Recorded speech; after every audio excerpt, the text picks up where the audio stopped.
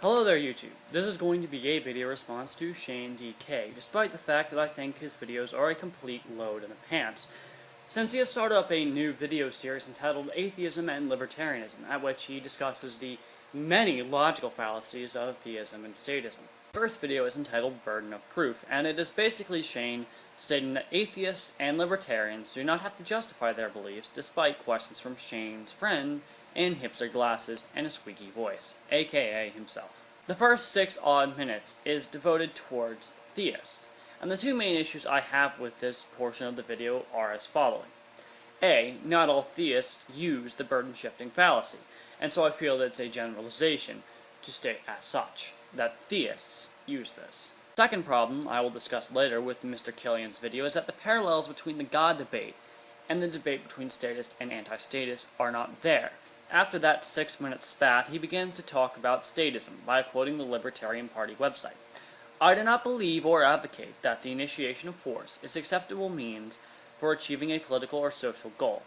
Firstly, I did not know that the Libertarian Party spoke for all libertarians, whether they be a right libertarian or a left libertarian.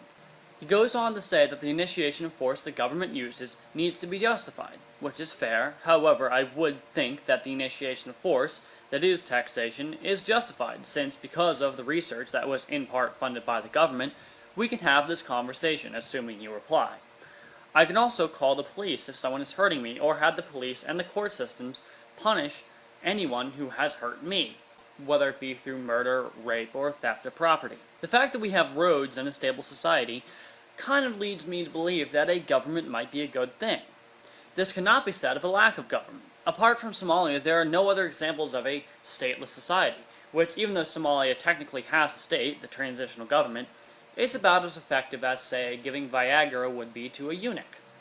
When there is no effective government, justice is hard to come by. Whoever can get the most power and resources can get whatever they want. What government does is protect the liberties of the minorities. If, say, I say something that the majority doesn't like, with the current US government, I can say it, and the government can't persecute me. But let's say a private citizen takes umbrage with it and decides to stab me.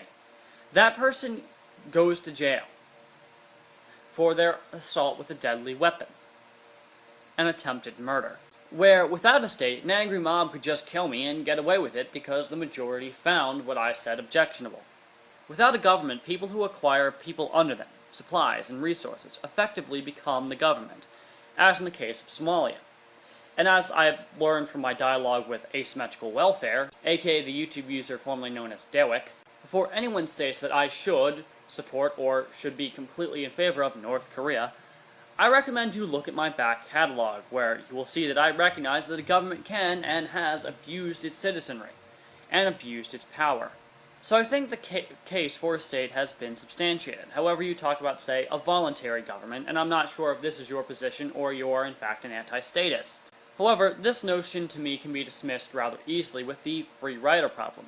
How would you prevent someone who did not give money to this voluntary government from using, say, a road that voluntary government paid for and built? How would you measure what service someone gets? Would you really set up something like the Shane DK government triple play, where you get courts, roads, and police for $19.99 a month? What if I only donated a penny to the government? Would I still get services, or would I get only that portion of services from the government? This presents a whole slew of problems that would need to be ironed out. This then leads me to my biggest problem with your video, and that is that you keep saying that you do not have to prove your position. This leads me to bring up why the parallels between the God debate and the debate between anti-statists and statists do not match up. You are advocating that we have either a stateless society or a society with a voluntary government. This is not you saying, I don't believe in a state, or, in the proper case, I don't believe in a God. If you are advocating something, it's completely reasonable to ask you to justify your advocacy. So your friend asking you how would you pay for roads, how would you have a safe and stable society, is completely reasonable. If someone new to the discussion between anti-statists and statists came up to you on the street and asked you the questions that your friend in hipster glasses proposed to you, would you honestly state to them, I don't have to prove that, that's for the statists to prove? No, because that person would look at you like you're crazy. If you are advocating something, then you're going to have to justify it. which leads me to my second problem with the back half of your video. You state that you do not believe that you know how to run society better, and that anyone along your brand of libertarian does not say they can. Yet here you are advocating that we have either a stateless society or a voluntary government. This leads me to ask, do you not believe that either a stateless society or a society with a voluntary government would be better than our current society?